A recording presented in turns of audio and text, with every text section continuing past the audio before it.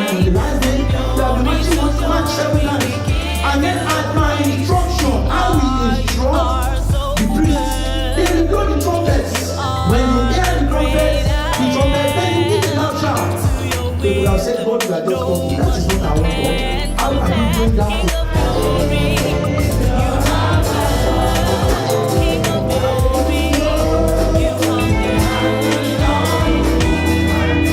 what as mighty as this, with that simple instruction? It would have gone that way. But these people magnify their God above the problem. They knew that.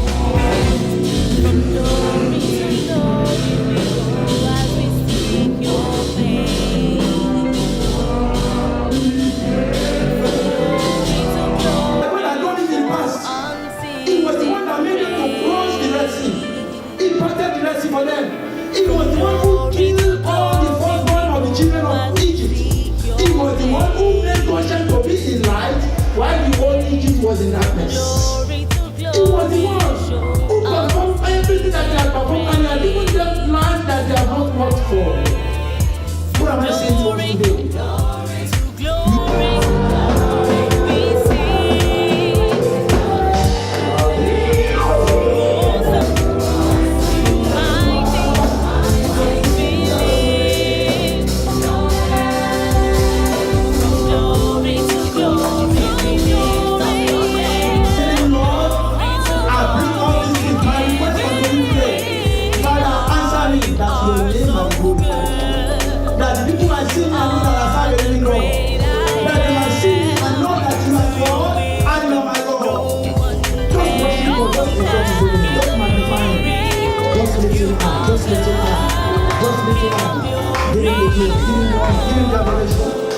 Worship is doing it. Worship is doing it.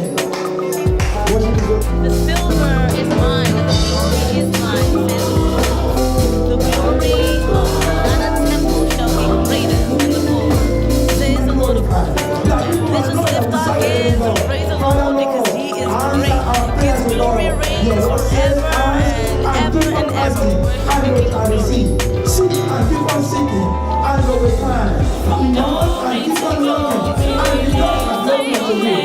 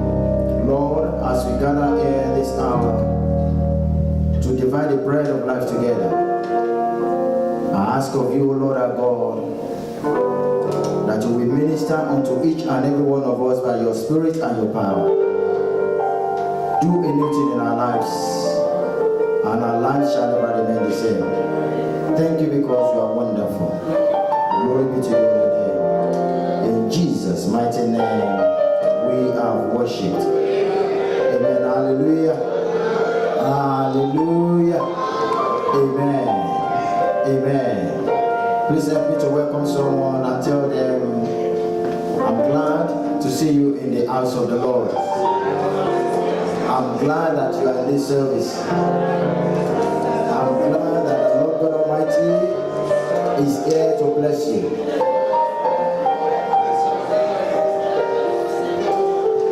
And I pray that the blessings of the Lord shall be ours in Jesus' name. Amen. Hallelujah. Once again, I welcome us into the presence of the Lord.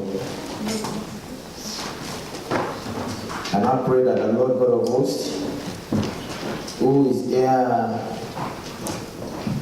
will bless us abundantly in the mighty name of Jesus. Amen.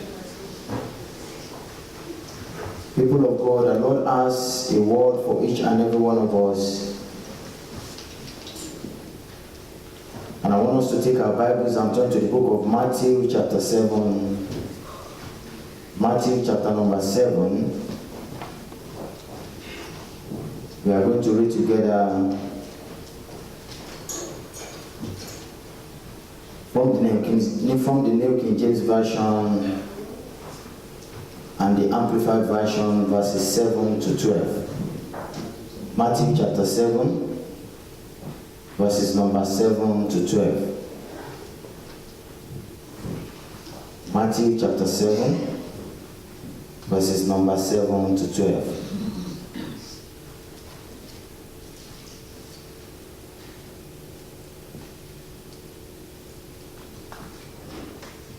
Matthew 7,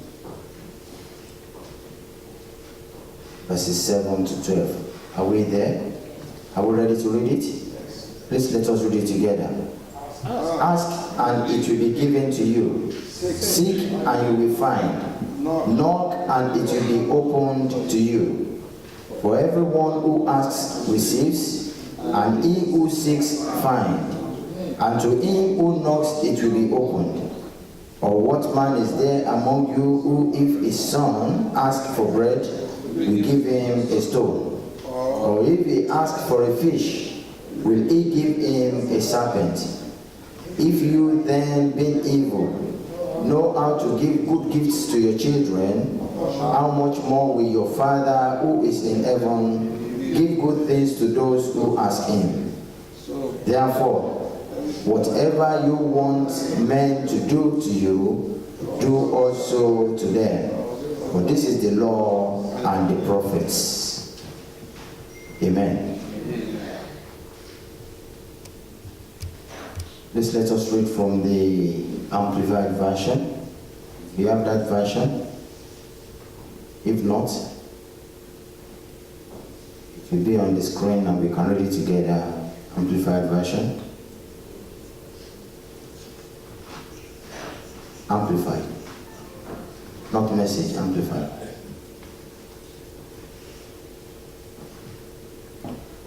Hallelujah. Let us pray. Ask and keep on asking, and it will be given to you. Seek and keep on seeking, and you will find.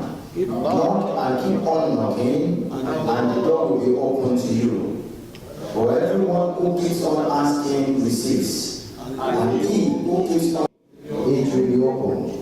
Or what man is there among you who, if his son asks for bread, will give him a snake? If you then, evil, sinful by nature, as you are, know how to give good and advantageous gifts to your children, how much more will your Father who is in heaven, perfect as he is, give what is good and advantageous to those who keep on asking. So then, in everything, treat others the way you want them to treat you. For this is the essence of the law and the writings of the prophets.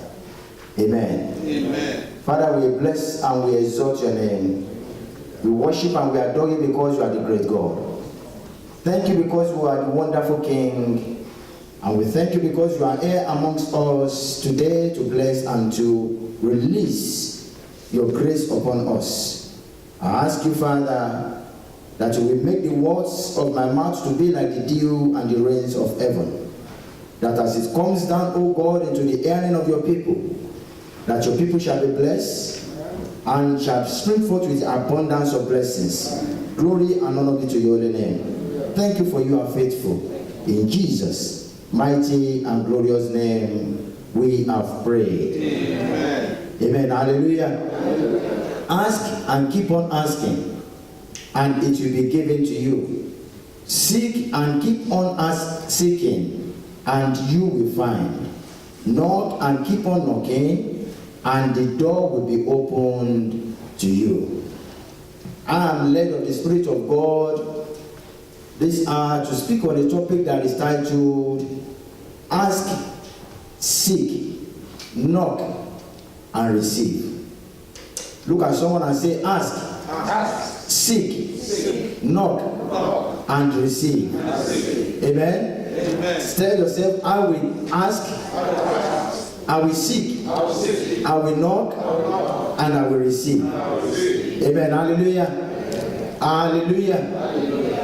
Now, when we look at that topic that the Holy Spirit wants to speak unto us about today, in the context of our reading in the book of Matthew chapter 7, right from verse 7 to 12, the word ask means to make a request, to seek information or call for an answer from someone. To make a request, to seek information or call for an answer from someone. That is what the word ask means. The word seek means to go in search for something, to look for it or ask with the intention to acquire.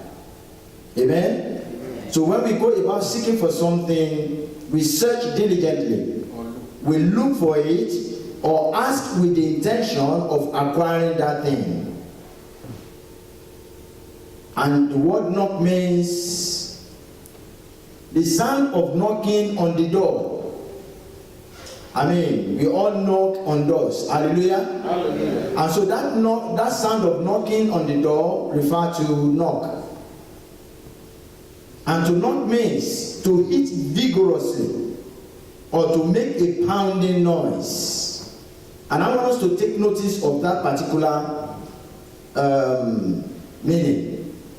To do what? To hit vigorously or to make a pounding noise. So what God is saying unto each and every one of us is, sometimes we need to hit vigorously. Sometimes we need to make a pounding noise that will wake up somebody. That will wake up heaven. And I pray that the Lord God Almighty will hear all our pounding noise in the name of Jesus. Amen. That is why sometimes, some people say, we Pentecostals, we make noise. Hallelujah. But if you don't make noise, how will you make sure that you are heard? Hallelujah. It's good for us to speak softly and try to ask for something gently. But it comes to a time when you have to knock. And when you knock, you have to do it with noise. And I pray that as we knock today, heaven will hear our sound. Amen. In the mighty name of Jesus. Amen. Now, the word receive means to have, to get or come into possession of something. To have, to get or come into possession of something. Now, if I may ask, is there anyone here who has been asking from God? Someone who has been seeking and knocking the door of heaven. If you are that person, I just want you to wave your hand unto the Lord. Hallelujah. Hallelujah. Hallelujah. Hallelujah. And I have good news for you today, that you will receive your request. Amen. In the name of Jesus. Amen. Whatever you have been asking God for, whatever you have been seeking from Him, whatever reason you have been knocking the door of heaven, the door of heaven shall be opened unto you. Amen. In the mighty name of Jesus. Amen. Judging from our response, it is obvious that we all want to receive from God. But one thing that I want us to understand today is, more importantly, God wants to grant all our desire. Just as we want to receive from God, God wants to grant our desire. Hallelujah. Hallelujah. Now, saying that, would you agree with me that the equation is balanced? Amen?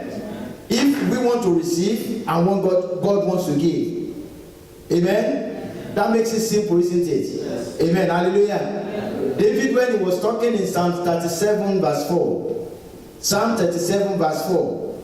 While David was talking, he said, delight yourself also in the Lord, and he shall give you the desires of your heart.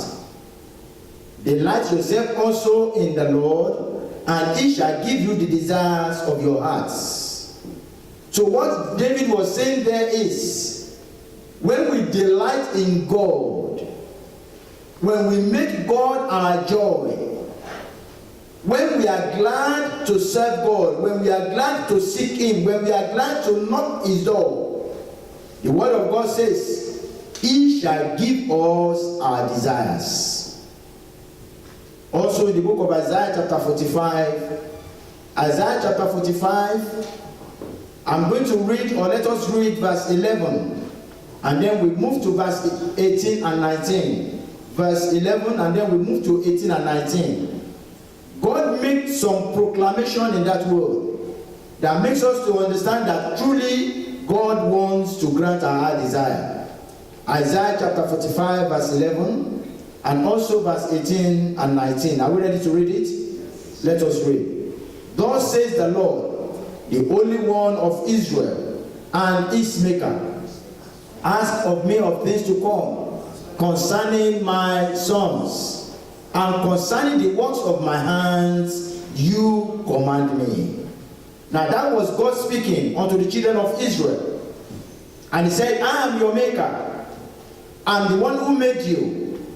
I'm the one who fashioned you in my image. I'm the one who ordained you to be who you are. I'm the one who led you out of the house of captivity so that you might be able to possess your possession. He said, I'm giving unto you a blank check. Hallelujah. Amen. Are we ready to fill in our request today? Yes. Amen. Hallelujah. Amen. I mean, if I pick up my check now and I make sure I sign it and I give it to Brajo, Brajo will not look back. He will just write whatever he wants. Exactly. Amen. Hallelujah. Amen. Amen. The only thing he's going to check first is it signed? Yes. Amen. Yes. Hallelujah. Amen. Because if it is not signed, it will not be honored. That's right. And that is exactly what God has done. God is giving unto us a signed blank check. He said, ask of me concerning my sons and concerning the works of my hand, you command me. And that is the reason why each and every one of us need to understand that when we are commanding, it is in the will of God that we command him. He wants us to command him so that those things that be not will come into being. And I pray that today, everything that we command shall come into being in the mighty name of Jesus. Amen. Let's read verse 18 and 19. Verse 18 and 19 says, for thus says the Lord, who created the heavens, who is God, who formed the earth and made it, who has established it, who did not create it in vain, who formed. I have not spoken in secret. I declare things that are right. Now I want us to read that verse 19 again. And I want us to put there the seed of Christ Glory Word Ministries. Hallelujah. Hallelujah. Hallelujah. Hallelujah. Amen. Are we ready to read it? Let's read. I have not spoken in secret, not in a dark place of the earth. I did not say to the seed of Christ Glory Word Ministries, seek me in vain. I, the Lord, speak righteousness. I declare things that are right.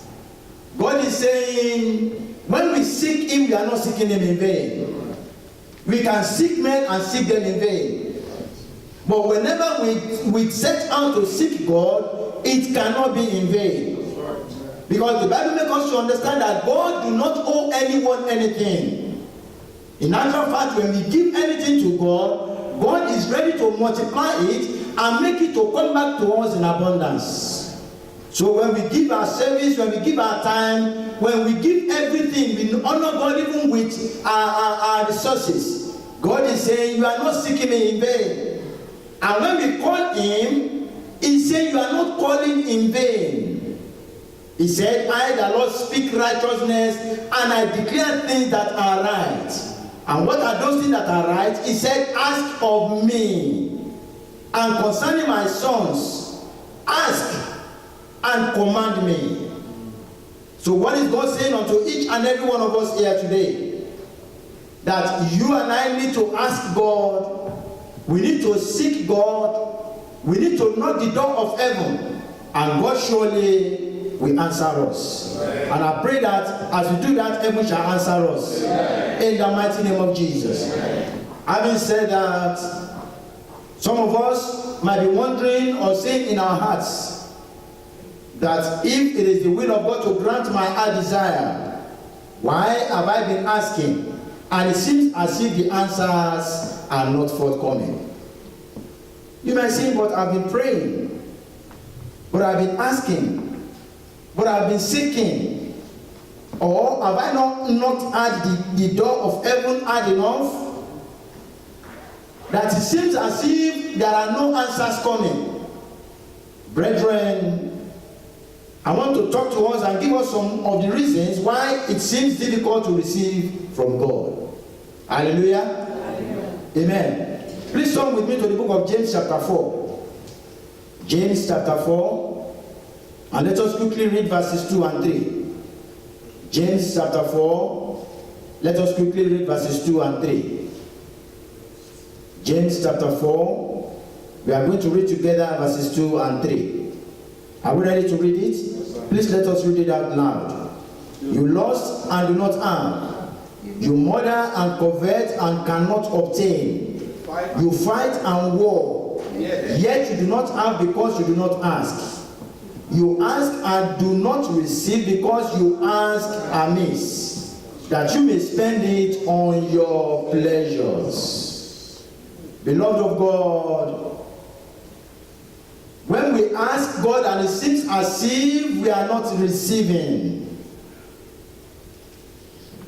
the one thing that we need to think about first is, sometimes we assume that God knows our need, and so we do not or have not asked of him. Hallelujah.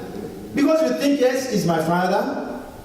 He created me, just as he said, I fashioned you, I know you. Before you were born, I ordained you. And so because of that, sometimes we keep quiet and we do not ask him anything, thinking, well, God knows what I need. But one thing I want us to understand is, if we do that, then we are violating the principles of God. Jesus, when he was talking in the book of Matthew chapter 7, right from verse 7 that we read, Jesus said, reading from the Amplified Version, he said, ask and keep on asking, and it will be given to you. Do you know that there are some people that believe that even when you go to God and you ask something from him once, don't ask anymore? Hallelujah. Have you heard that before? That God is so faithful. Because he said in his word that he does not, because of vain repetition, answer us. So once you have asked something from him once, don't ask of it again. Move on. Hallelujah. It is good for us to have faith in God. But if God says ask and keep on asking, amen? The Bible says that then he gave a parable in the book of Luke chapter 18 verse 1. And he said there is a woman who is called a persistent widow. And this woman will always go to a judge and continue asking that judge, please give me justice. And the Bible says that this judge will not give her justice.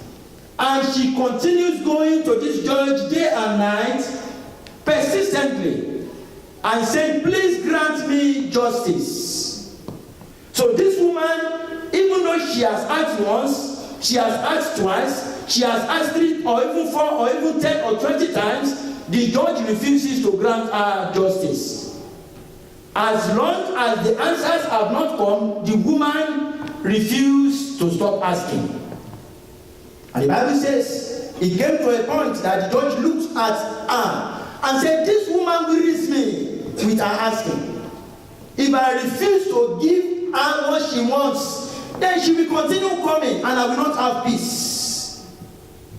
So the Bible says, this judge now said, because of our continual coming, our persistent asking, I will grant her justice.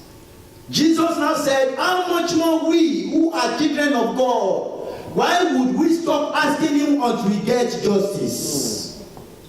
People of God, God is saying unto each and every one of us today that even though God is our Father and he knows our need, God is waiting for you to ask him.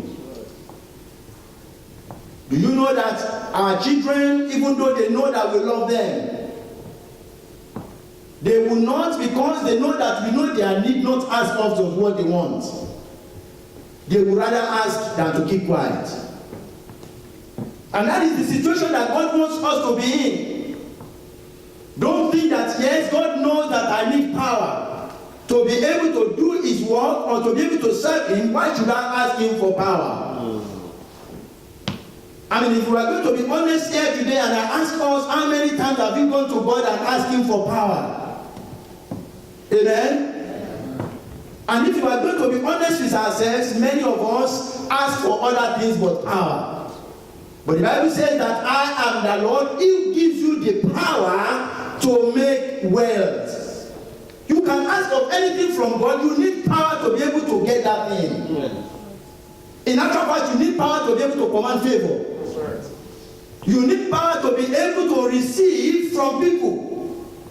There are some people that you just go to them and for no reason they don't want to give you what you even deserve. But when the power of the Lord comes upon you, they are the one that will ask you, oh, I think you need so thing. I was speaking to a sister yesterday and she said she was in a meeting. And when she met with that man was highly placed in the company. And as they were talking, the man said, the place that you have moved to, I have a conviction in my heart that there is a reason why you have come here and there is something big that is coming your way. And the woman said it just aligned with her thoughts. And she quickly said, yes, it is true. Because God has sent you to me for a particular purpose. So what am I saying to each and every one of us here today? If we fail to ask, then we will not receive. And I pray that the Lord God Almighty will give unto us that understanding that we will continue to ask of him until we get what we want. Amen. In the mighty name of Jesus. Amen. And not only that we keep quiet and we do not ask him because we believe and we assume that he knows what we want. The other reason is sometimes we ask him amiss. We ask God amiss. What do I mean by asking amiss? That is, we ask with wrong motives.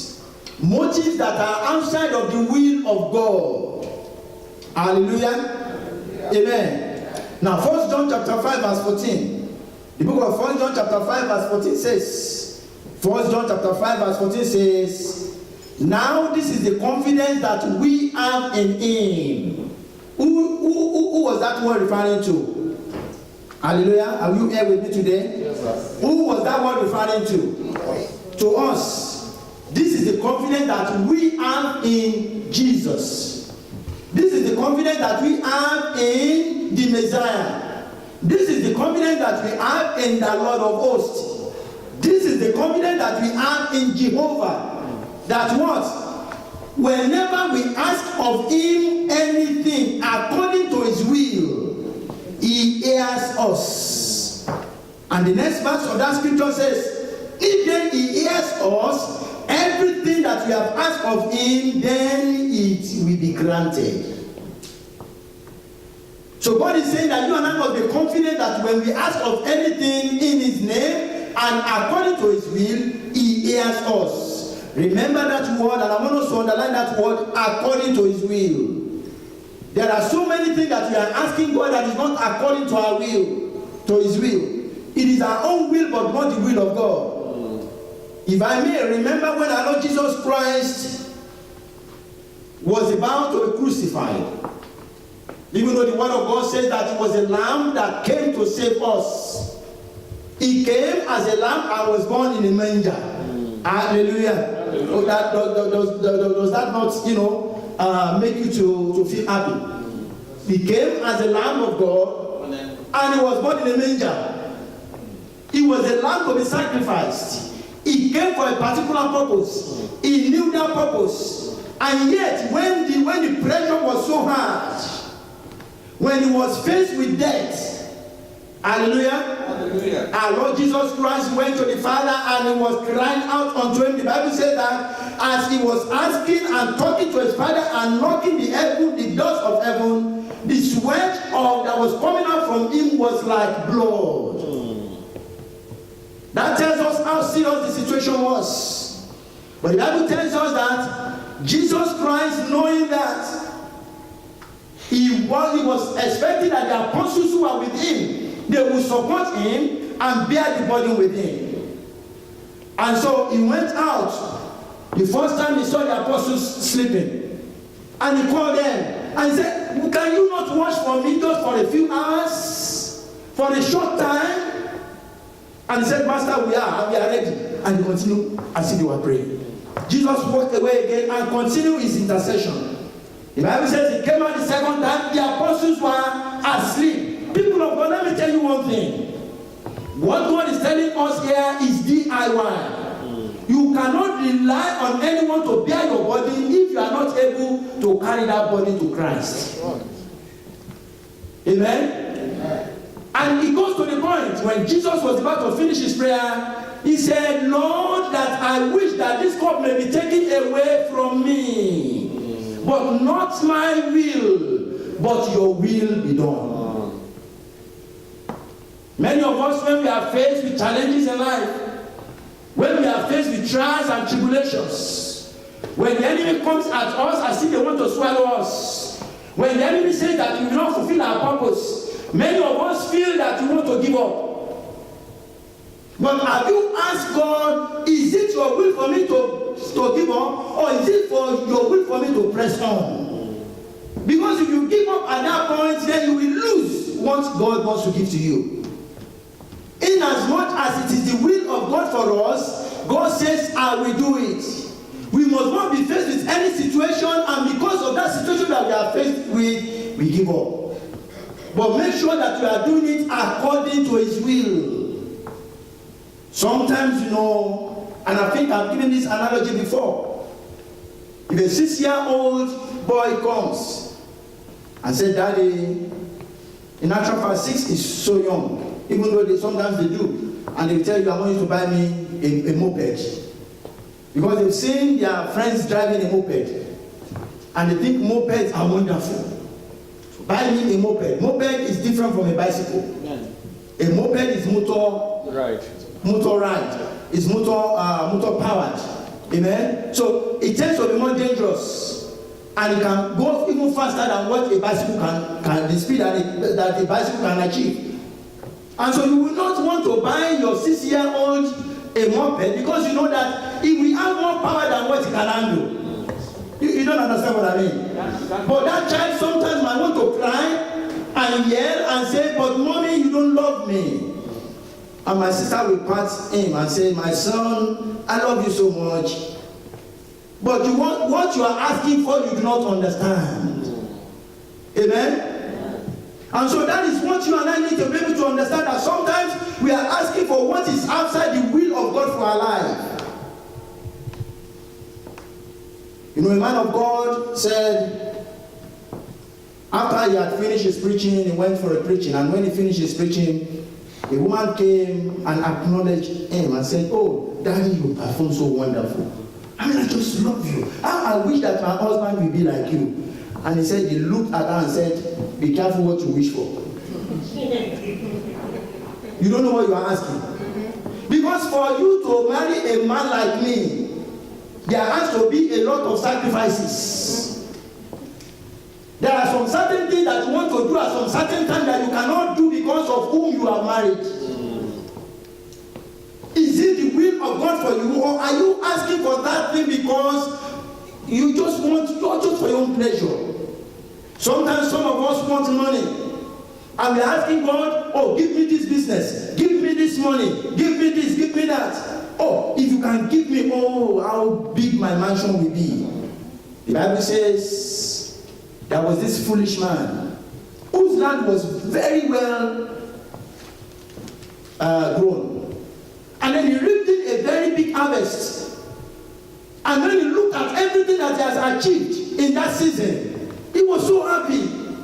And he said to himself, my soul, sit down, eat, drink, and rejoice. And the Bible says, in that same night, God visited him and said, you are a foolish man, because you even forgot the person who had given you fruitfulness in your land. Tonight I will request of your soul. Now, who is it going to be, all that you have gathered together? The Bible says, a foolish man gathers for others to eat. People of God, what am I saying unto us today? Whatever it is that you are asking God for must align with His will. Don't ask because of your own personal motives. Don't ask for money from God so that you can spend it on yourself. Many of us are not getting the money that we are meant to get because we are greedy, and God knows our hearts. The Bible says that God knows the intent of the heart of a man. Many of us, God wants us to be supporters and the lifters of His ministries. But He noticed that the little that He has given unto you, you have been very unfaithful. So He will not commit to you what is bigger. Because if He commits it to you, you will spend it on yourself. You will forget Him. You will even remember Him. So that He said, that is the reason why I have taught your fruits. That you are just losing, you are not winning, you are not gaining. Because where you are supposed to bring in harvest, you have forgotten it and you have made my heart to suffer. So many of us need to be able to understand this. It is the principles of God that you and I must recognize God, and we must do everything according to His will. The will of God must be done. Do you understand the will of God for your life? Are you asking for something and you are asking amiss? Don't ask amiss, because when you ask amiss, you cannot get it. Some of us are asking for God to bless us with children. But we have not even told God, when you give me this child will be your servant. God is looking for people that is going to use in this generation. But yet, oh, if you give me this child will be a doctor. This child will be among the top lawyers. Amen, hallelujah. But we have forgotten to tell God, Lord, even though he becomes a doctor, he will use his knowledge to serve you. And then we gladden the heart of God, and look, this is another disciple, I will bestow my power upon him, so that even as he's ready to become a doctor, they will see him as a different doctor. He will have a different heart from it. Do you know that sometimes what we wish for is important and it manifests in the life of our children? So what am I saying unto us today? We need to make sure that we are not asking amiss. Some of us are asking to become choirs. Oh, I want to become a choir member. Why do you want to become a choir member? That I may be seen and people will know that I exist, that I'm so beautiful. Each time I mount that podium like this, people will know that somebody has mounted. And God will say, no, I can't use you. What you want to do? Why are you asking for God from God what you're asking for? Keep that in your mind. Because if you ask amiss, you cannot receive from God. And I pray that each and every one of us shall receive from God in the name of Jesus. Sometimes you do not receive our request because we have not been persistent enough, just as I said earlier on. Are you persistent in your asking? Have you gone to search? You know, the Bible said, gave a parable and said there was a woman who lost a coin. And she lit the lamp and she searched the whole house diligently, looked at every inch. Amen, hallelujah. Have you noticed that when the police, when there is an incident and they are searching for evidences, what do? They search diligently. Every inch. They make sure that nothing is left. That is how we are meant to be seeking God. Many of us are seeking worldly things and seeking God, and we want God to bless us.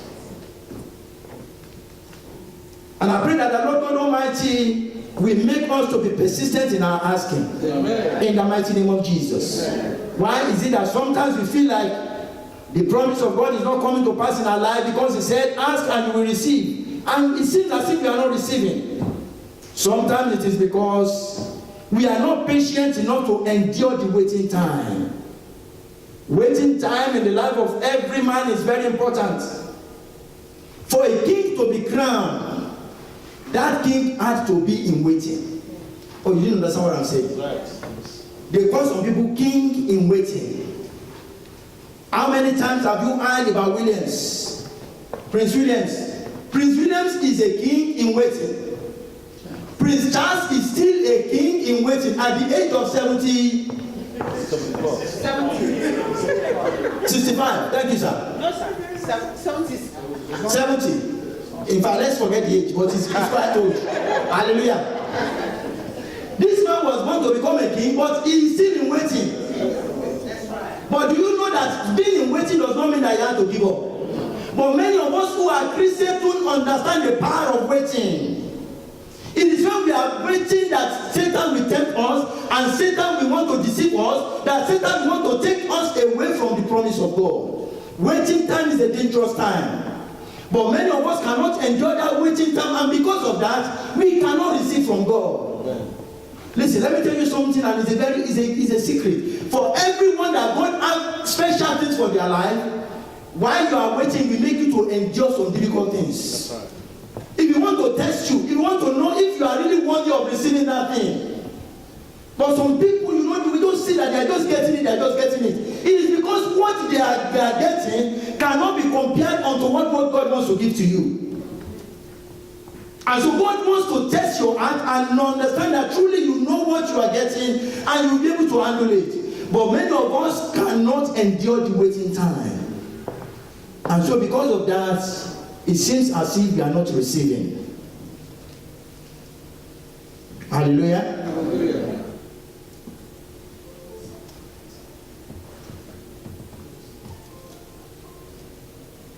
Another reason why it seems as if we are not receiving is because we cannot see the harm our request will bring to us.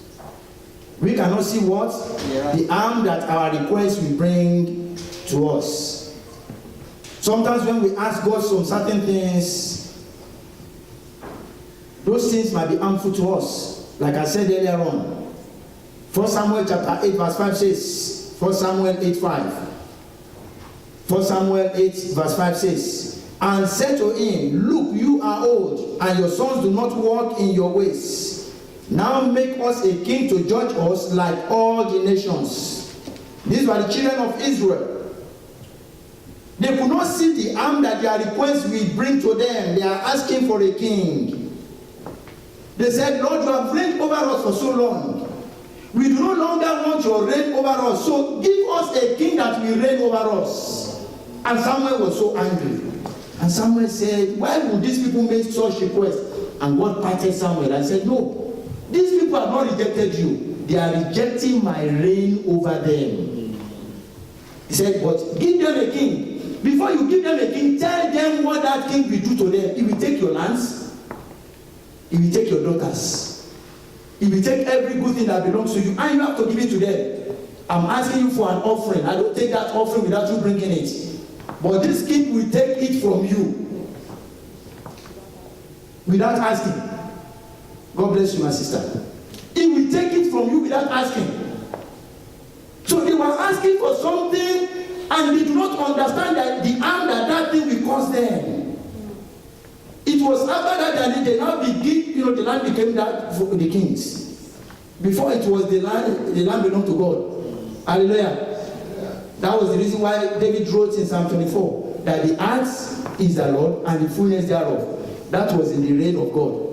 In the reign of the king, the earth belonged to the king. How many of us belong to that? Believe that United Kingdom that we live in belongs to the queen? That's right. In actual fact, the house that I live in, I still pay some, even though I bought it freehold, I still pay, what is it called? Land charge, God bless you. And when you complete, you have to pay the land charge, land registry. Because the land belongs to the queen. And it will belong to the king when the king is waiting months. Hallelujah. Amen. So what are we talking about? Sometimes we ask and we do not know the harm that thing is going to cause us. And God knows if I allow that thing, it's going to be dangerous for you. Then He will not grant it. And so we become angry. And we say, no, I'm not going to serve this God anymore. Because it seems as if what I'm asking, I'm not getting. Hallelujah. Yes. Another thing, or the reason why it seems as if we are not getting what we are asking is, we have not positioned ourselves properly to receive the answer to our request. We have not done what? We have not positioned ourselves properly to receive the answer to our request. Now see what the word of God tells us in 2 Chronicles chapter 20 verse 17. 2 Chronicles 20:17. 2 Chronicles 20:17. You see the opposition running and coming against you. You want to fight. But God says keep quiet. Don't talk. Don't act. We find it difficult to do that sometimes because we think, no, the flesh is telling you do it, fight, move, talk. But God said position yourself. Without us positioning ourselves, we will not be able to see the salvation that God wants to accomplish for us, and it seems as if there is no answer. The children of Israel were tempted at that time when they saw all the mighty men that want to fight with them. 5 nations gathered against 1 nation. They could have taken their spears, they could have taken their bows, they could have taken their javelin and start fighting. And that is what many of us as Christians do. We fight the battle that belongs to God. We do not position ourselves to see God move in our case. Look at someone and say, I will position myself to receive the answers to my request. You know, sometimes you get you made an application and they wrote something to you. And when you receive it, instead of asking God, what should I do? You quickly pick your pen and begin to answer. And if God really, if you are really listening to God, the Holy Spirit will be telling you, no, don't write. Just leave it. Sometimes you keep quiet and you don't write. And after a week, he will write another letter. And he says, sorry, we have written that letter, but now we are writing another. But have you written what you wanted to write? The second letter will not come. So what am I saying? Position yourself. For every answer that we want from God, we must be still to receive that answer. And I pray that the Lord God Almighty will train us to be able to do that in Jesus' name. Amen. Now, because of my time, I'm just going to run quickly through these few things. We are looking at ask, seek, knock, and receive. Now, for us to receive from God, we must mend our ways. For you and I to receive from God, what must we do? We must mend our ways. John chapter 3 verse 31 says, now we know that God does not hear sinners. But if anyone is a worshipper of God and does His will, He hears Him. Remember again, His will. Many of us want to have our cake and eat it. Hallelujah. And that was the reason why when Apostle Paul was talking, he said, can we continue in sin and ask for the grace of God to abound? He said, certainly not. We must mend our ways with God. We must align our ways with God. When David was talking, David said, Lord, I would have missed it when I saw the prosperity of the unrighteous. And I saw the way that they are getting what they want so quickly. I was tempted also to be like them. But quickly when I call unto you, you open my eyes and you show me their end. That as quickly as they have gone up, so will they come down. Many of us want to be like the unrighteous. And so we also want to live an unrighteous life. This week, somebody sent me one of these things that is being passed on WhatsApp.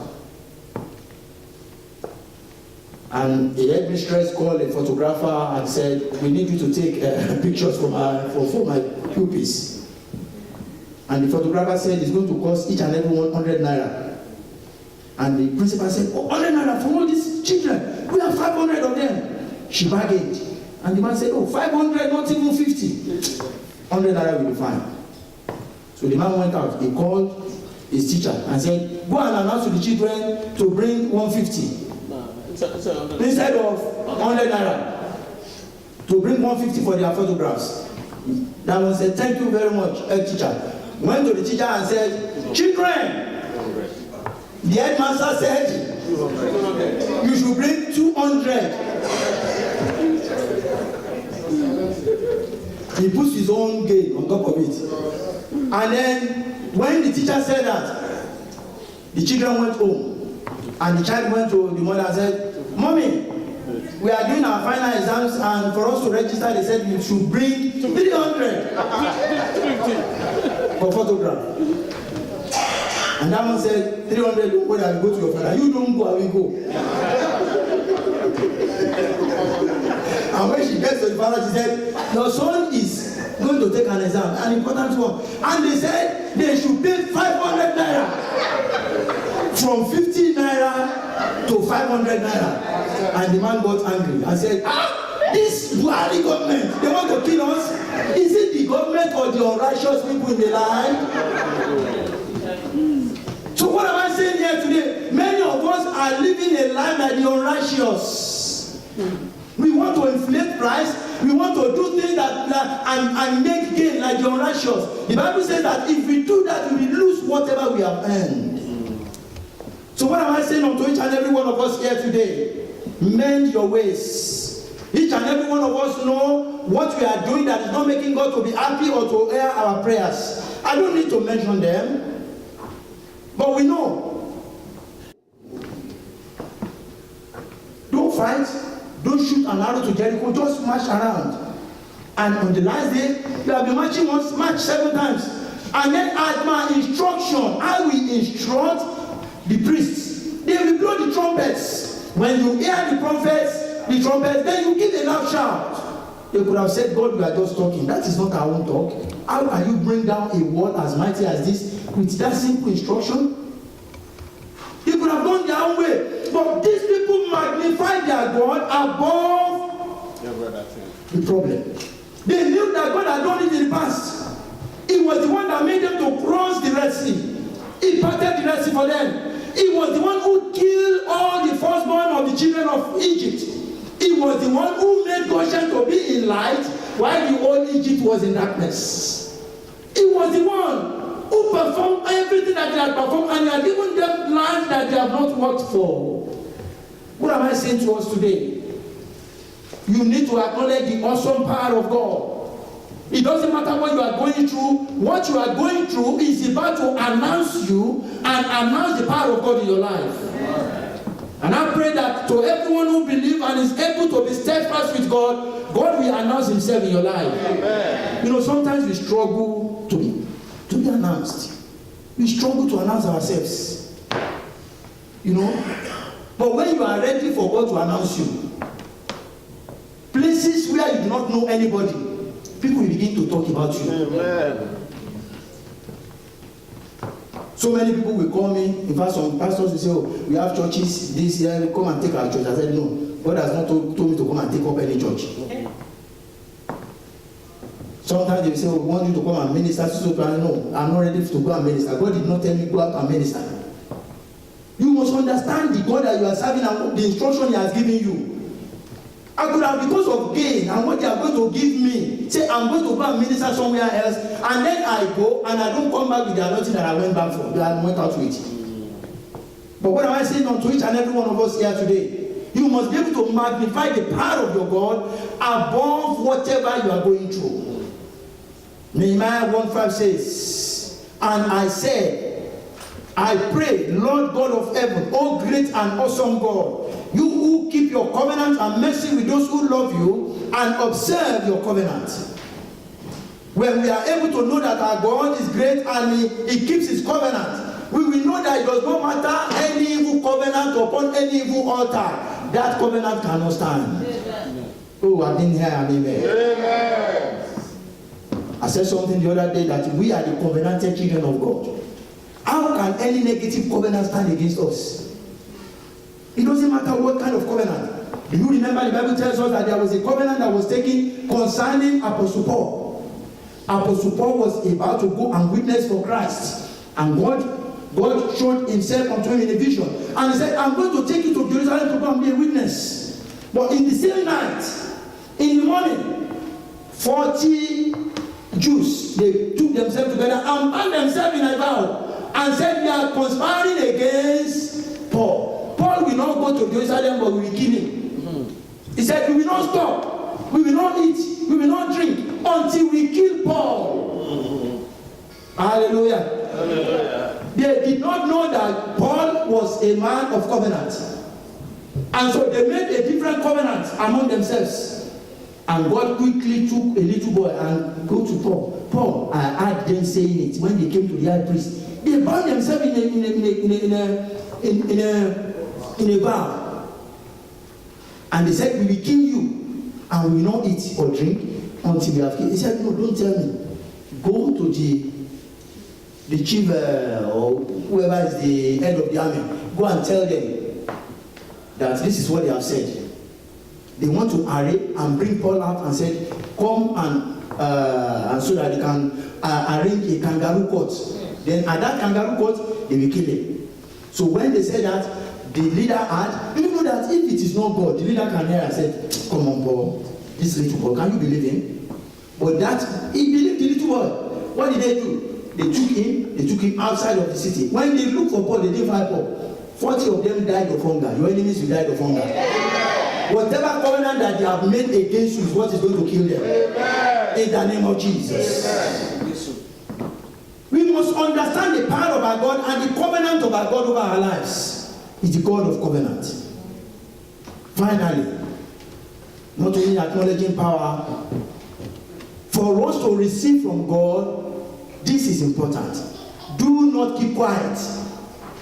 Remind him of his promises concerning you. What did I say? Do not keep quiet. Remind him of his covenants concerning you, of his promises concerning you.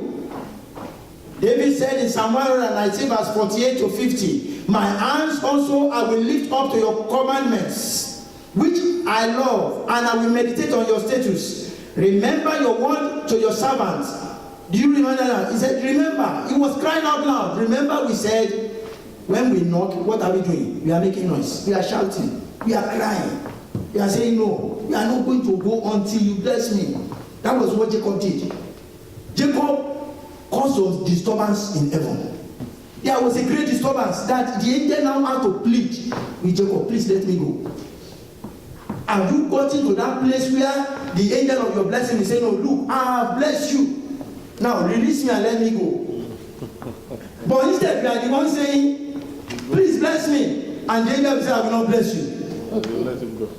Because you are not causing enough disturbance.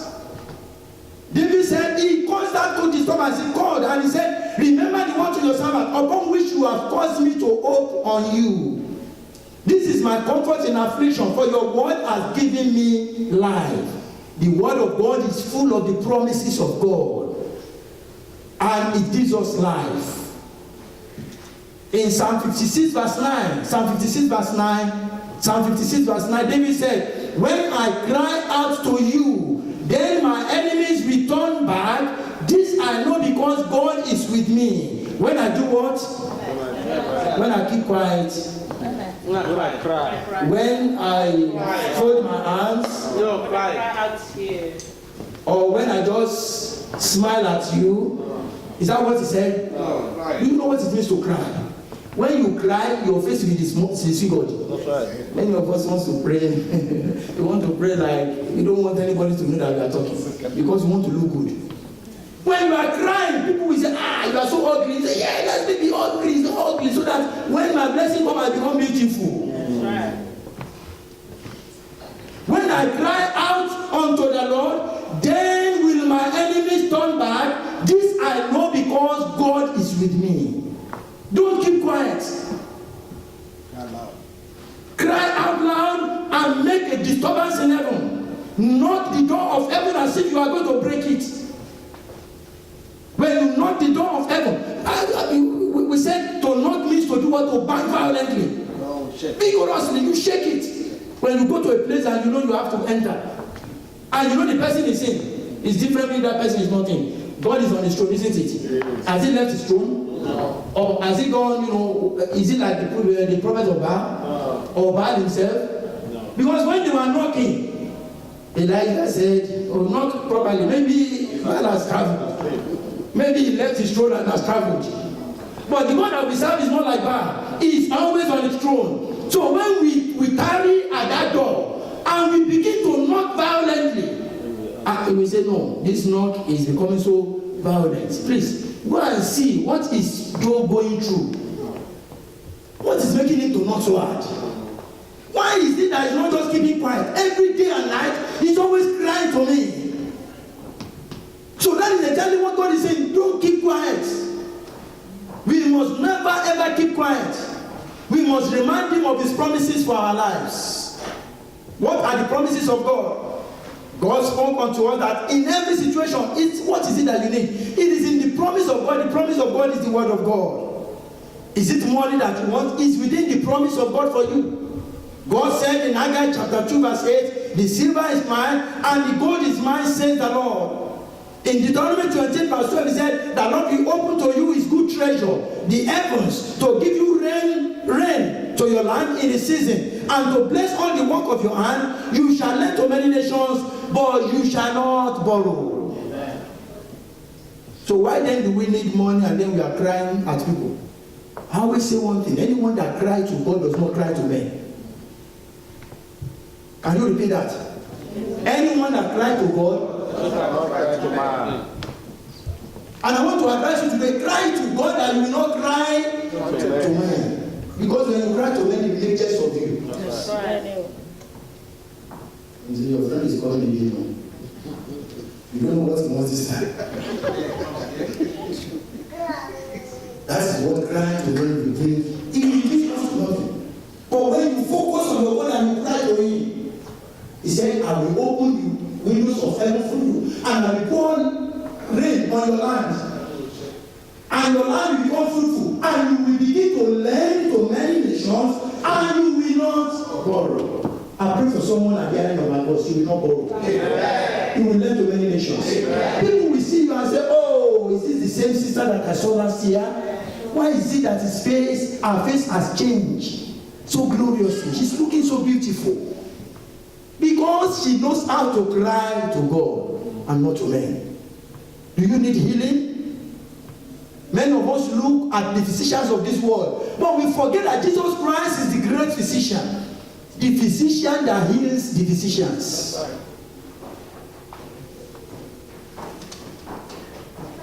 Don't let me even go there. Hallelujah. Hallelujah. Is it protection that you want? God is able to protect us. Verse 32, verse 7 says, you are my hiding place. You shall preserve me from trouble. You shall surround me with songs of deliverance. That is the promise within the word of God. Hallelujah. Hallelujah. Now let's leave that. When you get home, search the word. I told you how, when I was growing and when God called me, I had this thirst for God that sometimes I sit down, I just read the Bible, I'm looking for things, I'm looking for answers, I begin to highlight. I highlighted almost everything in my Bible. Almost every word. When you open it like this, highlights everywhere. I will use orange for some. I will use yellow for some. I will use because blue is too thick. I will use what is this color again? Green. God bless you. When you begin to eat the word of God, Prophet Jeremiah said, I eat the word of God. Eat the word of God. Search the word of God and begin to see what the word of God is able to accomplish in your life. Before I go today, remind him of his faithfulness in the past. God had been faithful in the past. What we hear about testimonies is not a fable. It's not a fable. He had been faithful in the past, and he's still faithful now, and will continue to be faithful. Some certain things that God has done for us, when we remember what God has said he had done in the past, he's still doing it now. Only that sometimes people do not come out to say it. Or they are thinking, if I say something, my testimony might be attacked. Or people might want to do something against me. Or people might even jealous me. There are people who are envious of good things. When they see anyone that is radiating and being beautified, they hate them, they work against them, they fight against them. And so for that reason, they might not want to share it. But I hear so many testimonies every day that makes me to be happy. Sometimes, let me tell you something. Serving God does not mean that pastors don't go through ups and downs. But something that makes me to always bounce up is when I hear testimonies. When I hear it, I begin to now say, God, so what you told me, you are still doing it, then you continue moving. And I have my strength, and I continue. God is still God. Remember him of his faithfulness in the past.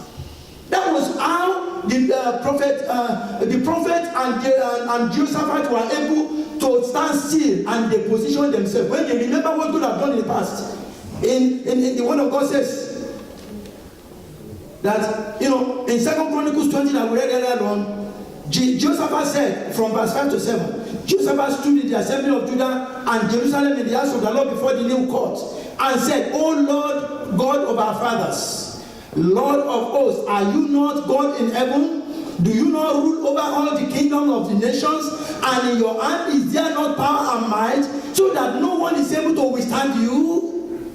Are you not our God who drove out the inhabitants of this land before your people Israel and gave me to the descendants of Abraham, your friend, forever? They remembered faithfulness of God in the past. The apostles did the same thing. They remembered the faithfulness of God in the past. When the enemy wanted to shut them up in the book of Acts chapter 5, they wanted to shut them up. They are saying to them, have we not told you, have we not threatened you that you do not minister again in this name? Have we not told you that? Acts chapter 4. And the Bible says that they went together. When they have released them, they said, shall we believe your own word or the word of Jesus Christ whom we have seen ourselves? And when they left, they said, this is a threat from the enemy. We must stand in crying. We must cry out. Are you here with me? Yes. We must do what? Cry out to God. We must ask some certain things from God. We must knock violently on the doors of heaven. And they gathered together and they began to pray. The Bible says, Acts chapter 4, from verse 23. And being let go, they went to their own companies and reported all that the chief priests and the elders have said to them.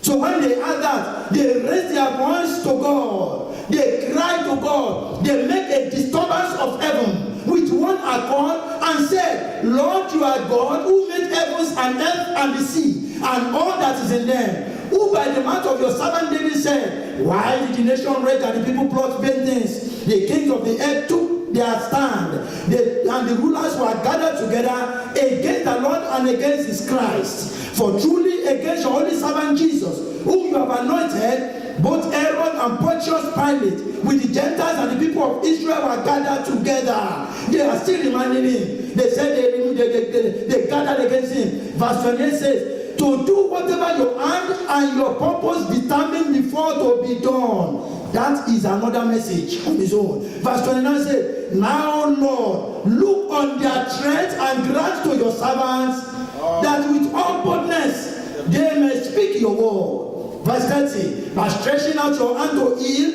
and that signs and wonders may be done through the name of your servant Jesus. And when they had prayed, when they had caused a disturbance of heaven, when they have knocked the door, when they have asked of God, when the door of heaven has been shaken violently, what happened? Let's read together. The place where they were assembled together was shaken. Your violent disturbance will shake heaven and heaven will shake. Amen. Don't be a Christian that will say no. No, I mean, sometimes when we pray, some serious prayers, I say, are these people not going to label this church as church that always fights against the enemy? Listen, if you don't fight against the enemy will destroy you. That's right. There are some certain things that, when I begin to tell you and begin to share it with you, you will understand that it is only by you fighting that you can stand. If Britain is not standing and they are not maintaining their place in the world as people who can defend themselves, do you think that, okay, look at the threat of North Korea. If America did not stand and they know that America is not boasting and threatening, do you think that North Korea would not have taken over? And just begin to glorify him. Just glorify his holy name and say, Lord, I glorify you. Because all that I'm asking of you is for your name to be glorified. Because that is another point. For us to receive from God, we must ask so that the name of God will be made glorified. Tell him, Lord, I bring all these things. My request unto you today, Father, answer me that your name might be glorified. That the people might see me and know that I serve a living God. That they might see me and know that you are God and you are my Lord. Just worship God, just exalt his holy name, just magnify him, just lift him high, just lift him high, just lift him high. Give him the glory, give him the honor, give him the adoration. Worship his holy name, worship his holy name. Worship his holy name, worship his holy name, worship his holy name. Ask, seek, knock, and receive. At this point in time, in the next few minutes, I want you to lift up your voice and begin to just glorify God and just begin to tell him, Lord, I brought this unto you. All these things that I've been asking of you, Lord, if there is anything, Lord God, that have been an entrance in my life, have mercy, Lord, remove them. Have mercy, Lord, and remove them. Have mercy, Lord, and remove them. If there be anything, have mercy and remove them. Lord, I'm here today, oh God, to promise you that the glory shall be yours. The glory shall be yours. The glory shall be yours. Therefore, answer my prayers. Answer my prayers. Answer my prayers. Answer my prayers. Answer my prayers. Grant the request of my heart, O God, in the name of Jesus. Grant the request of my heart, O God, in the name of Jesus. Lord, I join my hearts and my spirit with your people and with the host of heaven, and I decree, O God, that you will answer the request of your people in the name of Jesus. That your name will be glorified. That people might know that we serve a living God. Father, Lord, answer our prayers, O God. Your word says, ask and keep on asking, and you shall receive. Seek and keep on seeking, and you will find. Knock and keep on knocking, and the door shall be opened unto you. Father, again, we gather before you, O God, to exalt your name and to worship you, to magnify you and to lift you, O God. And we ask you, Lord Jesus, grant our request, O God, in the name of Jesus. Father, we bless your name. Lord, we glorify you. Lord, we exalt you. Thank you, Lord, because you are wonderful. To you, Lord, be all the glory. In Jesus' mighty name we have prayed.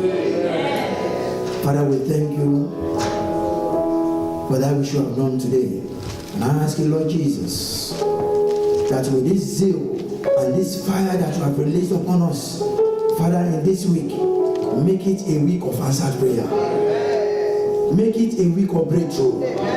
Make it a week of power. Make it a week of fresh anointing. Make it a week of new oil. Make it a week of accomplishment. A week of perfection. In the name of Jesus. And Lord, we shall come before you to continually exalt and glorify you. Glory and honor be to your name. In Jesus' mighty name we have prayed. Amen. Hallelujah. Hallelujah. Amen. Amen. People of God, it's time for us to bring our tithes and our offering unto the Lord. The word of God says, bring all your tithes to my house that there might be food. Try me and see if I will not open the windows of heaven, pour you out a blessing that your house will not be able to contain. Amen. So, for those of you who do not know him, you know, that is here with us today. So please help me to welcome God once again. You are welcome. Amen. Hallelujah. God bless you. God bless you. Hallelujah. Amen. Wale's birthday, Wale Otsula and Emmanuel Obidi. So please help me to call them so that we can pray for them.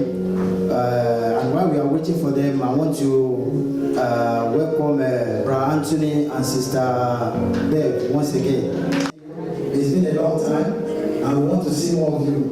God bless you. I will continue to support. So we are waiting for the birthday boys. Hallelujah. So their birthday is today, and so we want to pray for them and just celebrate them. And as we celebrate them, heaven will celebrate each and every one of us in Jesus' name.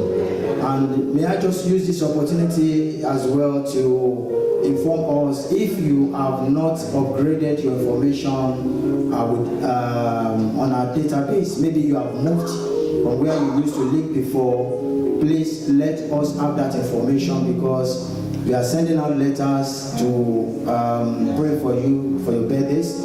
So if you are not there anymore, let us know so that we can amend it.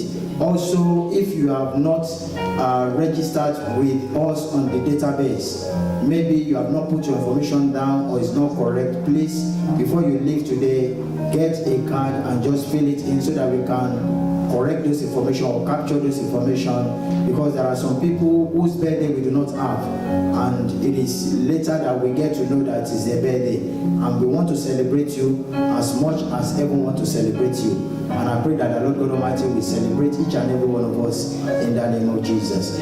Please, boys, God bless you. Happy birthday. Happy birthday. It's double celebration. Hallelujah. Amen. Hallelujah. So please face the congregation, and please let us rise and just stretch forth our hand to them and just decree the blessings of the Lord God Almighty upon their life. That as they celebrate their birthdays today, that the Lord God Almighty will celebrate them. That heavens shall be open upon them in the mighty name of Jesus. That the Lord God Almighty will give them more wisdom, more knowledge, more power, more understanding from above in the mighty name of Jesus. That the Lord God Almighty will honor them. They shall be above only and not be beneath in the mighty name of Jesus. They shall be the head and they shall not be the tail in the mighty name of Jesus. In their education, the Lord God Almighty will make them the best in the mighty name of Jesus. They will be far above their contemporaries in the mighty name of Jesus. Let us decree that they will live long to declare the works of the Lord in the name of Jesus. They shall not die in the name of Jesus. They will not die young. They will not die young in the name of Jesus. The Lord God Almighty will uphold them. The Lord will strengthen them. The Lord will preserve them in the name of Jesus. He will solidify their path so that in life they shall not sleep. In the mighty name of Jesus, Father, we bless your name. Lord, we glorify you. In Jesus' mighty name we have prayed. Amen. Lord, I ask you, God, that as you have prayed for your people, for your children, Lord, grant our request in the name of Jesus. Lord, I ask you, God, that birthday present that no man can give, Father, release upon them in the name of Jesus. As we celebrate them today, oh God, Father, let celebration continue to be in their households in the name of Jesus. And we who are celebrating them, make us all to continue to celebrate in the name of Jesus. Thank you, Father. Glory be to your holy name. In Jesus' mighty name we pray. Amen. Hallelujah. Hallelujah. Amen. Please help me to wish them happy birthday after the grace. Hallelujah. Hallelujah. And let us just share the grace together in fellowship. May the grace of our Lord Jesus Christ, the love of God, and the fellowship of the Holy Spirit be and abide with each and every one of us, now and forevermore. And we shall say, surely goodness and mercy of the Lord shall follow us all the days of our life, and we shall together dwell in the house of the Lord forever and ever. Amen. Go in peace, and may the countenance of the light of the living God continue to radiate upon each and every one of us. In Jesus' mighty name we pray. Amen. Hallelujah. Hallelujah. Don't fight, don't shoot an arrow to Jericho, just march around. And on the last day, you have been marching once, march 7 times. And then at my instruction, I will instruct the priests. They will blow the trumpets. When you hear the trumpets, then you give a loud shout. They could have said, God, you are just talking. That is not our own talk. How can you bring down a word as mighty as this with that simple instruction? They could have gone their own way. But these people magnify their God above the problem. They knew that God had done it in the past.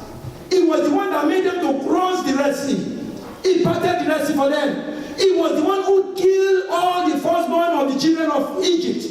He was the one who made Goshen to be in light while the whole Egypt was in darkness. He was the one who performed everything that they had performed, and he had given them land that they have not worked for. What am I saying to us today? You need to acknowledge the awesome power of God. It doesn't matter what you are going through. What you are going through is about to announce you and announce the power of God in your life. And I pray that to everyone who believes and is able to be steadfast with God, God will announce himself in your life. Amen. You know, sometimes we struggle to be announced. We struggle to announce ourselves. You know? But when you are ready for God to announce you, places where you do not know anybody, people will begin to talk about you. Amen. So many people will call me. In fact, some pastors will say, "Oh, we have churches this year. Come and take our church." I said, "No, God has not told me to come and take up any church." Sometimes they will say, "Oh, we want you to come and minister." So no, I'm not ready to go and minister. God did not tell me go out and minister. You must understand the God that you are serving and the instruction He has given you.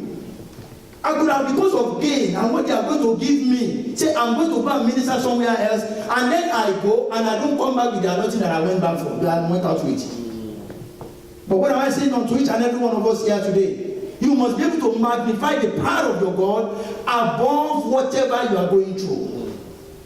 Nehemiah 1:5 says, "And I said, I pray, Lord God of heaven, O great and awesome God, you who keep your covenant and mercy with those who love you and observe your covenant."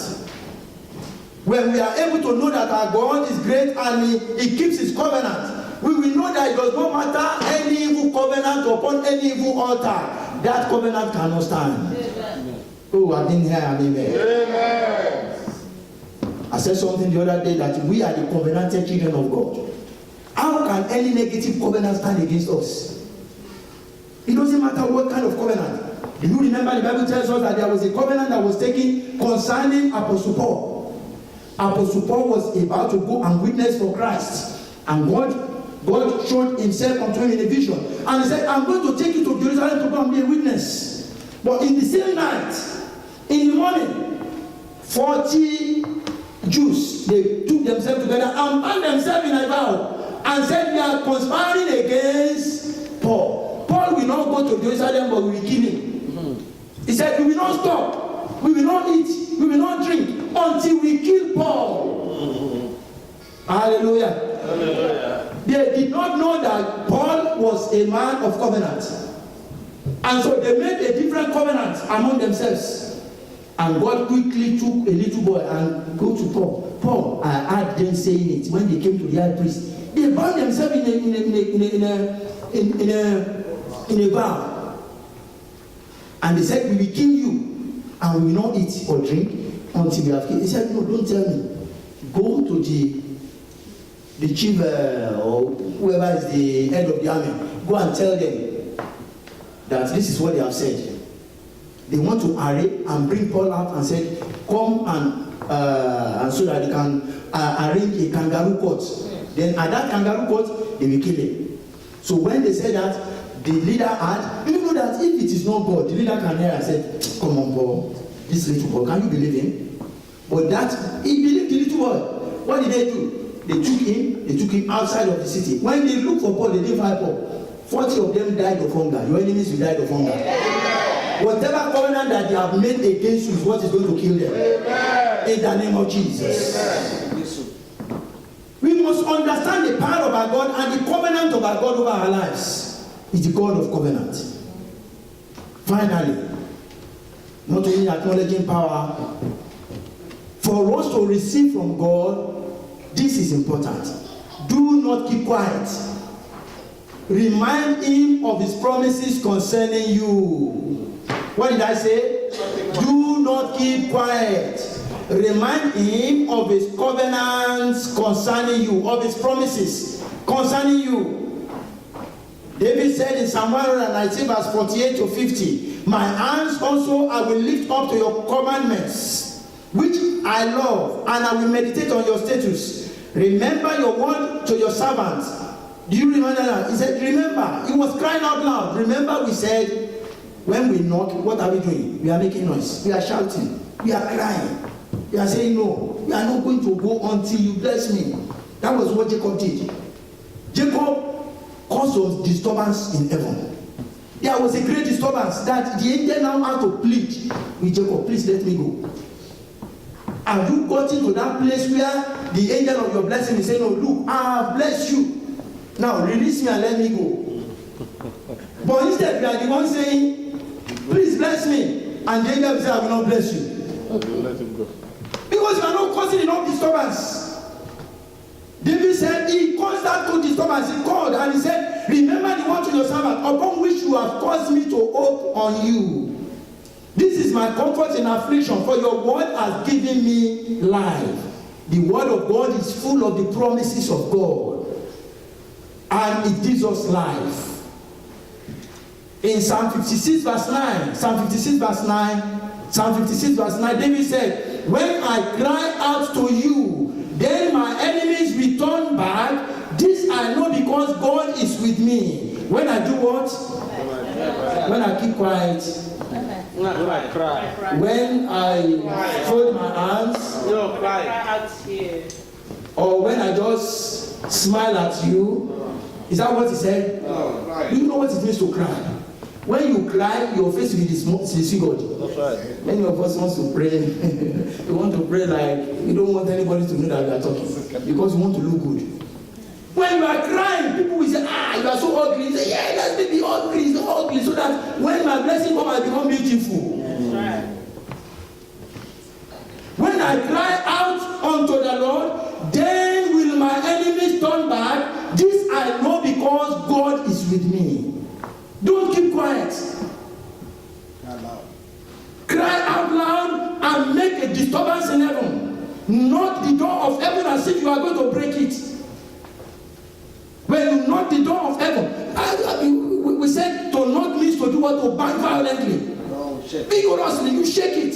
When you go to a place and you know you have to enter, and you know the person is in, it's different if that person is not in. God is on his throne, isn't it? Has he left his throne? No. Or has he gone, is it like the prophet of Baal? No. Or Baal himself? No. Because when they were knocking, Elijah said, knock properly. Maybe Baal has traveled. Maybe he left his throne and has traveled. But the God that we serve is not like Baal. He is always on his throne. So when we tarry at that door and we begin to knock violently, we say, no, this knock is becoming so violent. Please, go and see what is Job going through. What is making him to knock so hard? Why is it that he's not just keeping quiet? Every day and night, he's always crying to me. So that is exactly what God is saying. Don't keep quiet. We must never ever keep quiet. We must remind him of his promises for our lives. What are the promises of God? God spoke unto us that in every situation, what is it that you need? It is in the promise of God. The promise of God is the word of God. Is it money that you want? It's within the promise of God for you. God said in Haggai chapter 2 verse 8, the silver is mine and the gold is mine, says the Lord.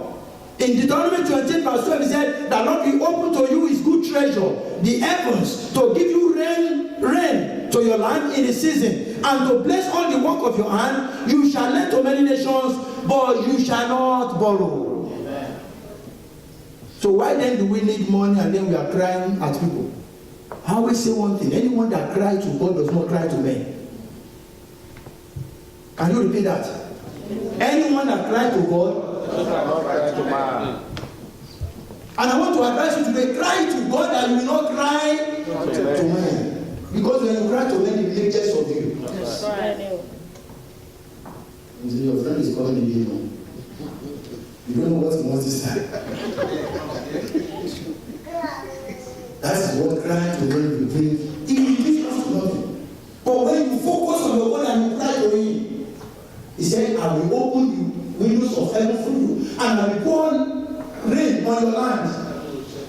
And your land will become fruitful, and you will begin to lend to many nations, and you will not borrow. I pray for someone at the end of my voice, you will not borrow. Amen. You will lend to many nations. Amen. People will see you and say, oh, is this the same sister that I saw last year? Why is it that her face has changed so gloriously? She's looking so beautiful. Because she knows how to cry to God and not to men. Do you need healing? Many of us look at the physicians of this world, but we forget that Jesus Christ is the great physician. The physician that heals the physicians.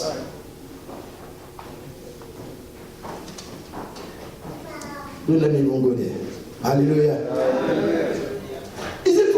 that you want. God is able to protect us. Verse 32, verse 7 says, you are my hiding place. You shall preserve me from trouble. You shall surround me with songs of deliverance. That is the promise within the word of God. Hallelujah. Hallelujah. Now let's leave that. When you get home, search the word. I told you how, when I was growing and when God called me, I had this thirst for God that sometimes I sit down, I just read the Bible, I'm looking for things, I'm looking for answers, I begin to highlight. I highlighted almost everything in my Bible. Almost every word. When you open it like this, highlights everywhere. I will use orange for some. I will use yellow for some. I will use because blue is too thick. I will use what is this color again? Green. God bless you. When you begin to eat the word of God, Prophet Jeremiah said, "I eat the word of God. Eat the word of God. Search the word of God and begin to see what the word of God is able to accomplish in your life." Before I go today, remind him of his faithfulness in the past. God had been faithful in the past. What we hear about testimonies is not a fable. It's not a fable. He had been faithful in the past and is still faithful now and will continue to be faithful. Some certain things that God has done for us, when we remember what God has said he had done in the past, he's still doing it now. Only that sometimes people do not come out to say it. Or they are thinking, if I say something, my testimony might be attacked. Or people might want to do something against me. Or people might even jealous me. There are people who are envious of good things. When they see anyone that is radiating and being beautified, they hate them. They work against them. They fight against them. And so for that reason, they might not want to share it. But I hear so many testimonies every day that makes me to be happy. Sometimes, let me tell you something. Serving God does not mean that pastors don't go through ups and downs. But something that makes me to always bounce up is when I hear testimonies. When I hear it, I begin to now say, God, so what you told me, you are still doing it, then you continue moving. Then I have my strength, and I continue. God is still God. Remember him of his faithfulness in the past. That was how the prophet and Jehoshaphat were able to stand still and they position themselves. When they remember what God had done in the past. In the word of God says that, in 2 Chronicles 20 that we read earlier on, Jehoshaphat said from verse 5 to 7, Jehoshaphat stood in the assembly of Judah and Jerusalem in the house of the Lord before the new court and said, O Lord God of our fathers, Lord of hosts, are you not God in heaven? Do you not rule over all the kingdoms of the nations? And in your hand is there not power and might, so that no one is able to withstand you?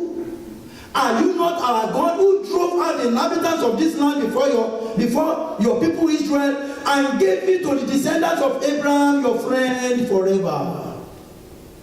They remembered faithfulness of God in the past.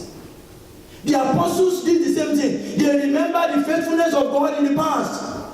When the enemy wanted to shut them up, in the book of Acts chapter 5, they wanted to shut them up. They are saying to them, have we not told you, have we not threatened you that you do not minister again in this name? Have we not told you that? Acts chapter 4. And the Bible says that they went together. When they have released them, they said, shall we believe your own word or the word of Jesus Christ whom we have seen ourselves? And when they left, they said, this is a threat from the enemy. We must stand in crying. We must cry out. Are you here with me? Yes. We must do what? Cry out to God. We must ask some certain things from God. We must knock violently on the doors of heaven. And they gathered together and they began to pray. The Bible says, Acts chapter 4, from verse 23. And being let go, they went to their own companies and reported all that the chief priests and the elders have said to them. So when they heard that, they raised their voice to God. They cried to God. They made a disturbance of heaven with one accord and said, Lord, you are God who made heavens and earth and the sea and all that is in them, who by the mouth of your servant David said, why did the nation rage and the people plot vain things? The kings of the earth took their stand, and the rulers were gathered together against the Lord and against his Christ. For truly against your holy servant Jesus, whom you have anointed, both Aaron and Pontius Pilate, with the Gentiles and the people of Israel were gathered together. They are still reminding him. They said they gathered against him. Verse 28 says, to do whatever your hand and your purpose determined before to be done. That is another message on his own. Verse 29 says, now Lord, look on their strength and grant to your servants that with all boldness they may speak your word. Verse 30, by stretching out your hand to heal, and that signs and wonders may be done through the name of your servant Jesus. And when they had prayed, when they had caused a disturbance of heaven, when they have knocked the door, when they have asked of God, when the door of heaven has been shaken violently, what happened? Let's read together. The place where they were assembled together was shaken. Your violent disturbance will shake heaven, and heaven will shake. Amen. Don't be a Christian that will say no. No, I mean, sometimes, when we pray some serious prayers, I say, are these people not going to label this church as church that always fights against the enemy? Listen, if you don't fight against the enemy will destroy you. That's right. There are some certain things that, when I begin to tell you and begin to share it with you, you will understand that it is only by you fighting that you can stand. If Britain is not standing and they are not maintaining their place in the world as people who can defend themselves, do you think that, okay, look at the threat of North Korea. If America did not stand and they know that America is not boasting and threatening, do you think that North Korea would not have taken over? And just begin to glorify him. Just glorify his holy name and say, Lord, I glorify you. Because all that I'm asking of you is for your name to be glorified. Because that is another point. For us to receive from God, we must ask so that the name of God will be made glorified. Tell him, Lord, I bring all these things. My request unto you today, Father, answer me that your name might be glorified. That the people might see me and know that I serve a living God. That they might see me and know that you are God and you are my Lord. Just worship God. Just exalt his holy name. Just magnify him. Just lift him high. Just lift him high. Just lift him high. Give him the glory. Give him the honor. Give him the adoration. Worship his holy name. Worship his holy name. Worship his holy name. Worship his holy name. Worship his holy name. Ask, seek, knock, and receive. At this point in time, in the next few minutes, I want you to lift up your voice and begin to just glorify God and just begin to tell him, Lord, I brought this unto you. All these things that I've been asking of you, Lord, if there is anything, Lord God, that have been an entrance in my life, have mercy, Lord, remove them. Have mercy, Lord, and remove them. Have mercy, Lord, and remove them. If there be anything, have mercy and remove them. Lord, I'm here today, oh God, to promise you that the glory shall be yours. The glory shall be yours. The glory shall be yours. Therefore, answer my prayers. Answer my prayers. Answer my prayers. Answer my prayers. Answer my prayers. Grant the request of my heart, O God. In the name of Jesus. Grant the request of my heart, O God. In the name of Jesus. Lord, I join my hearts and my spirit with your people and with the host of heaven, and I decree, O God, that you will answer the request of your people in the name of Jesus. That your name will be glorified. That people might know that we serve a living God. Father, Lord, answer our prayers, O God. Your word says, ask and keep on asking, and you shall receive. Seek and keep on seeking, and you will find. Knock and keep on knocking, and the door shall be opened unto you. Father, again, we gather before you, O God, to exalt your name and to worship you, to magnify you and to lift you, O God. And we ask you, Lord Jesus, grant our request, O God, in the name of Jesus. Father, we bless your name. Lord, we glorify you. Lord, we exalt you. Thank you, Lord, because you are wonderful. To you, Lord, be all the glory. In Jesus' mighty name we have prayed. Father, we thank you for that which you have done today. And I ask you, Lord Jesus, that with this zeal and this fire that you have released upon us, Father, in this week, make it a week of answered prayer. Make it a week of breakthrough. Make it a week of power. Make it a week of fresh anointing. Make it a week of new oil. Make it a week of accomplishment. A week of perfection. In the name of Jesus. And Lord, we shall come before you to continually exalt and glorify you. Glory and honor be to your name. In Jesus' mighty name we have prayed. Amen. Hallelujah. Hallelujah. Amen. Amen. People of God, it's time for us to bring our tithes and our offering unto the Lord. The word of God says, bring all your tithes to my house that there might be food. Try me and see if I will not open the windows of heaven, pour you out a blessing that your house will not be able to contain.